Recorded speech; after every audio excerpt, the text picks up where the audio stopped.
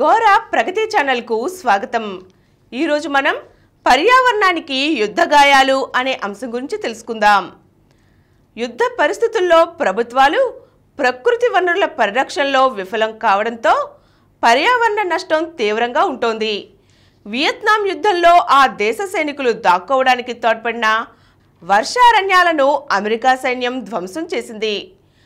ఆహారం అందకుండా చేయడానికి పంట పొలాలను దెబ్బతీశారు। మడ అడవులు సగం దాకా నాశనమయ్యాయి। జంతువుల సహజ ఆవాసాలు కోలుకోలేని రీతిలో దెబ్బతిన్నాయి।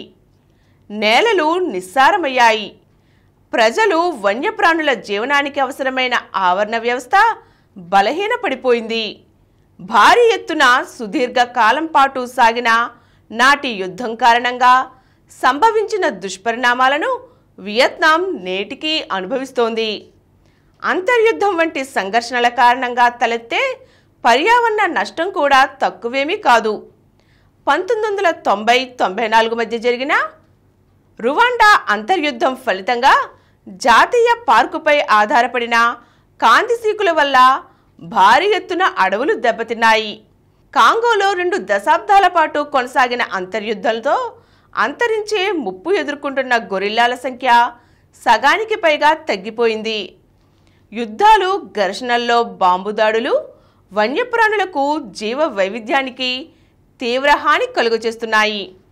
సాయుధ సంఘర్షణ మానవ ఆస్తి నష్టాలే కాకుండా ఆ ప్రాంతంలోని 90% దాకా పెద్ద జంతువుల మరణానికి దారితీస్తున్నాయి।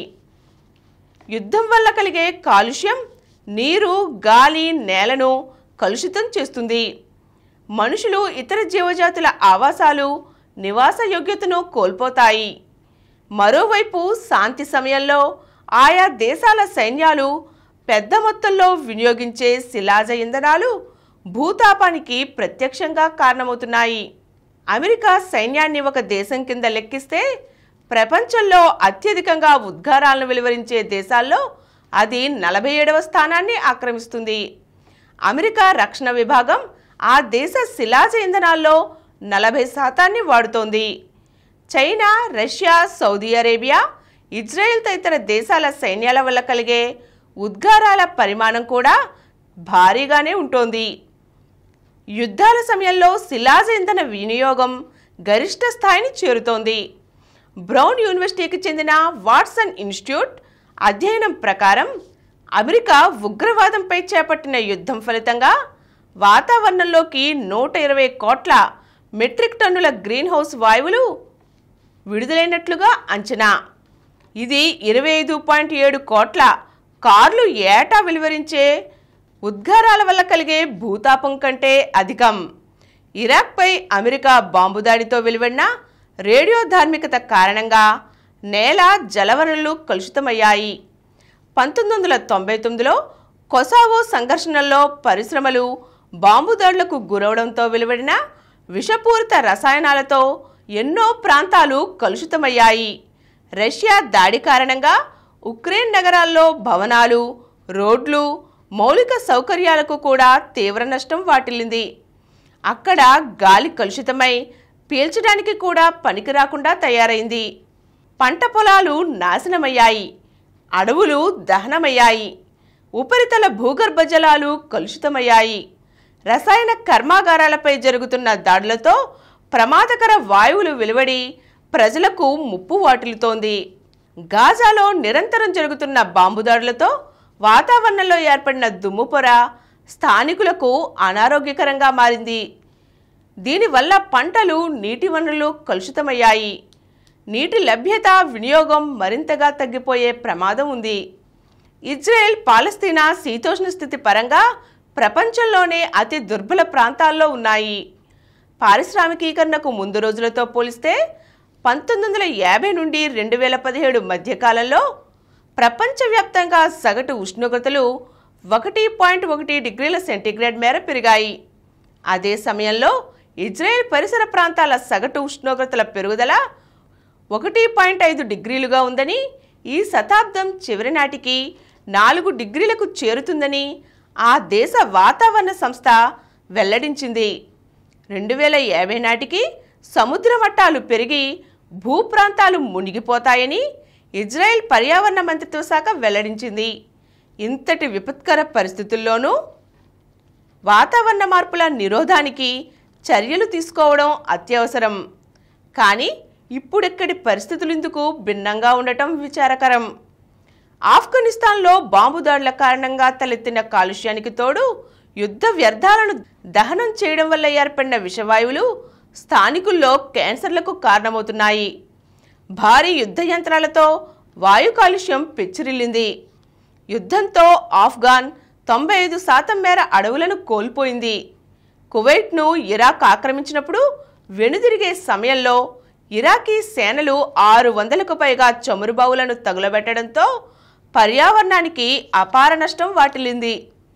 ఐక్యరాజ్య సమితికి చెందిన అంతర్జాతీయ న్యాయ సంఘం 2022 మే నెలలో అంతర్జాతీయ అంతర్గత సాయుధ సంఘర్షణలకు సంబంధించి పర్యావరణ పరిరక్షణకు 27 ముసాయిదా సూత్రాలను సిఫారసు చేసింది.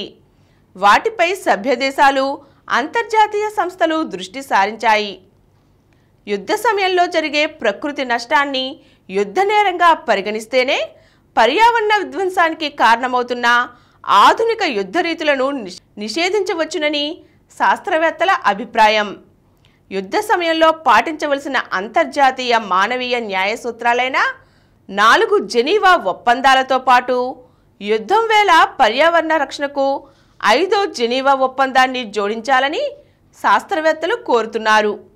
ప్రత్యక్షంగా లేదా పరోక్షంగా ప్రకృతిపై జరిపే యుద్ధంగా ఇది ఆత్మహత్య సదృశ్యంగా అన్ని వర్గాలు గ్రహించాలి. మానవాళికి పర్యావరణానికి మేలు కలగాలంటే యుద్ధ నివారణే పరిష్కార మార్గం. యుద్ధాల సందర్భంగా నెలకొనే అధికార శూన్యత కారణంగా సహజ వనరులు అక్రమ దోపిడీకి గురవుతాయి. అడవుల విధ్వంసం, ఆక్రమణ, కలప అక్రమ రవాణా, గనుల తవ్వకం, వన్యప్రాణుల వేట వంటివి పెచ్చురిల్లుతాయి. యుద్ధ నౌకల నుంచి విడుదలయ్యే వ్యర్థాల కారణంగా సముద్ర ఆవాసాలు, తీర ప్రాంతాలు క్షీణిస్తాయి. మందు పాత్రలతో యుద్ధం తరువాత కూడా వన్యప్రాణుల మరణాలు కొనసాగుతాయి. సహజ వనరులు, ఆవరణ వ్యవస్థలు దెబ్బతిండంతో పేదల సమస్యలు పెచ్చురిల్లుతాయి. వనరుల క్షీణతతో మహిళలు, బాలికలకు కష్టాలు పెరుగుతాయి. ఈరోజు మనం యుద్ధాల కారణంగా పర్యావరణానికి, మానవాళికి కలుగుతున్న ముప్పేంటో తెలుసుకున్నాం కదండి.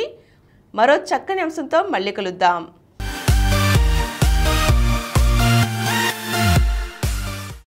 ఈ కార్యక్రమం మీకు ఎంతో నచ్చింది కదా. ఇటువంటి మరిన్ని వీడియోల కోసం అనతి కాలంలోనే 20 కోట్ల వ్యూస్ సాధించిన డాక్టర్ సమరం మల్టీ ఛానల్ నెట్వర్క్ సమర్పించు గోరా ప్రగతి ఛానల్కు సబ్స్క్రైబ్ చేయండి, లైక్ చేయండి, మీ ఫ్రెండ్స్కి షేర్ చేయండి. అలాగే ప్రక్కనున్న గంట సింబల్ని ప్రెస్ చేయడం మర్చిపోకండి.